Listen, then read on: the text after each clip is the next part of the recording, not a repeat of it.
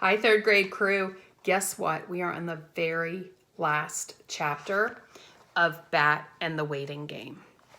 We're on chapter 24, take 2. Chapter 24, take 2. Apologizing was not something that Bat was very good at. Also, it was something he didn't have very much practice doing. Usually, apologies didn't do anything, and that was the problem with them. An apology was just words. Bat especially hated it when people tried to force you to apologize for something, because no one can make someone sorry, and no one believes an apology that is forced. Mr. Grayson didn't believe in making people apologize. I can't make you sorry, he was fond of saying. Words are cheap. That's something else he was fond of saying. What we do is more important than what we say. That was another Mr. Grayson special, as he liked to call his favorite sayings. And Bat agreed with Mr. Grayson. Doing something meant more than saying something. So if Bat was going to apologize to Janie, it was going to be an active apology. Lucky for Bat, he had a friend who was very good at doing things. Better than Bat was, Bat admitted to himself.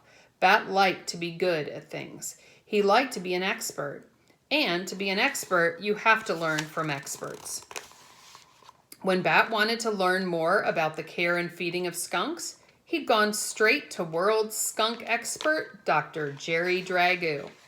I'm an expert at apologizing, Israel assured him, because I'm an expert at making mistakes. This weekend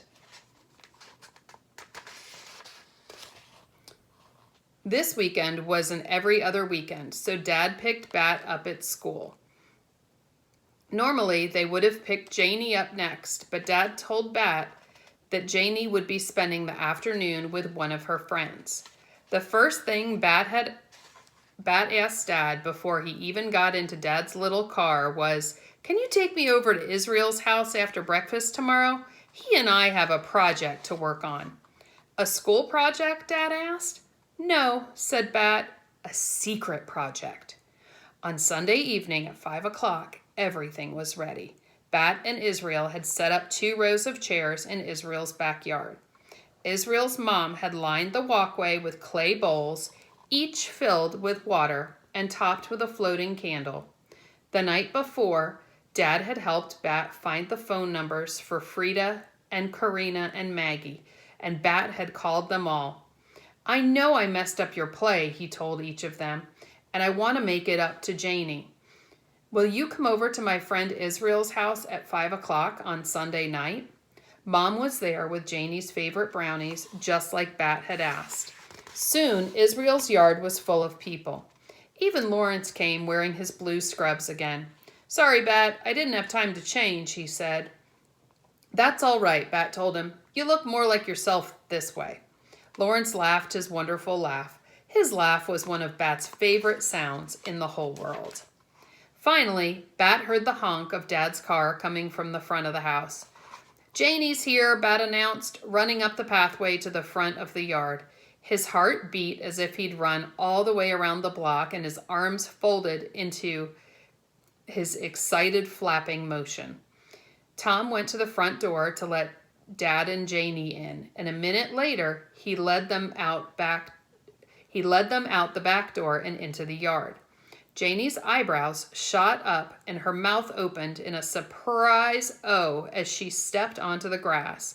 Bat saw her seeing the people in the 2 rows of chairs, the glowing, floating candles along the path, and in front of the garden shed where Israel's mom made her pottery, a little stage they had set up with a curtain hanging as a backdrop, and Mr. Grayson sitting off to the side with his keyboard ready to play. "What is all of this?" Janie asked Dad, who was at her side. "Ask Bat," Dad said, nodding in Bat's direction. Janie's arms began to fold across her chest again, like she was remembering that she was still mad. But then they loosened and dropped to her sides. "Bat," she said, walking over to him, "what's going on?"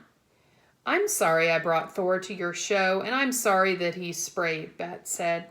He noticed that Janie was wearing sandals and that she had painted her toenails dark blue. There were little stars painted on the big toes. He talked to the painted-on stars. "You're a really great singer," Bat said. "Will you sing your solo again? Mr. Grayson can play the music." For a second that felt like a minute, Janie didn't say anything. Then she put her hand under Bat's chin and raised up his face so that she could look into his eyes. Bat didn't love looking into people's eyes, but he knew that Janie really liked to, and he remembered what Mom had told him about how some people learn things about each other from their eyes. So even though it wasn't Bat's favorite thing to do, he stared right into Janie's eyes, which were almost exactly like his own eyes, Bat realized.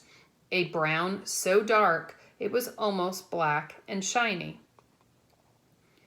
Maybe Janie saw something in his eyes that let her know that he really was sorry.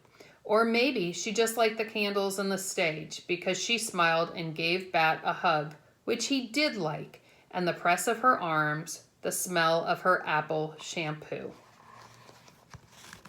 Okay, and here is the picture of Bat and Janie. "Oh, Bat," she said, "the school is going to redo the play next weekend after the auditorium has been aired out. But this was really nice of you to set up. And anyway, the whole thing was pretty funny when you think about it."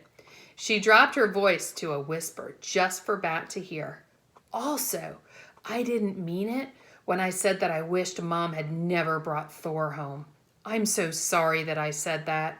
She let him out of the hug and said to the audience, "Hi, everybody. Thank you for coming." And then everyone began to clap for Janie, her friends, and Bat's friends, and their family, and Mr. Grayson. And then Janie walked up to the little stage, and she nodded at Mr. Grayson to start playing.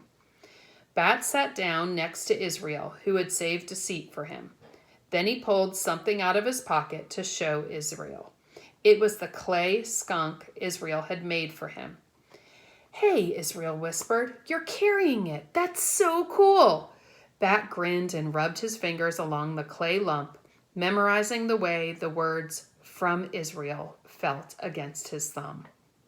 Thor wasn't with him, but Bat felt a sweet warmth in his chest, almost as if the skunk kit was cuddled there. Janie started to sing, surprising Bat all over again with her strong, clear voice. It was beautiful. The evening was beautiful. The rows of chairs were beautiful. The people in them were beautiful too. The floating candles were beautiful. The lump of clay in Bat's hand was beautiful. Right now, the whole world felt giant and open and full of beauty. And Bat was happy. And that is the end of Bat and the Waiting Game. Third graders, I really hope you enjoyed this book. And I don't know about you, but I cannot wait to read book 3. And I know Miss Tank has it in the library, and I'm sure the public library has it too. So if you want, maybe try to get it this summer. Anyway, I hope you enjoyed that. Love you guys very much. Bye.